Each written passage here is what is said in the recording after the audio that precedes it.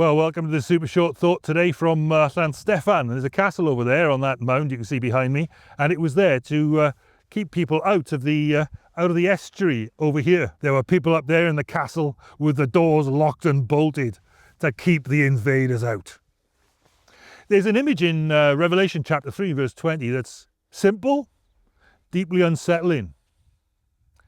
Jesus is there, he's talking to a church that by all accounts and by all outward appearance thinks it's doing fine. But it's made the mistake of believing its own propaganda.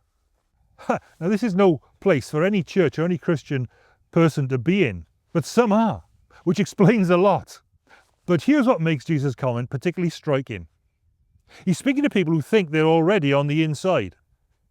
In other words, it's possible to have the appearance of a spiritual life, even just a sorted life, while actually keeping out the one relationship that's going to give it meaning and which is supposed to be founded on anyway.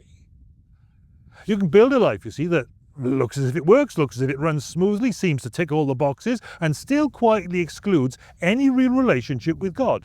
Not out of hostility, just independence. The attitude says, I'm fine, I've got this. But the picture here that Jesus is showing us is not one of force, it's of invitation. He's on the outside and he waits. And he offers connection, not control.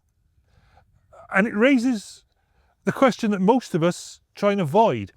What if the thing missing from your life isn't more success, more stability, more self-improvement, but an actual relationship you've never really opened the door to with God himself? Because it's so easy to be close to the idea of God and still keep him outside of your life, shut out like the invaders by the castle up there. And if that's true, then the next and actually necessary step isn't complicated. It amounts to stepping up and opening that door that you've got locked against a living relationship with a living God.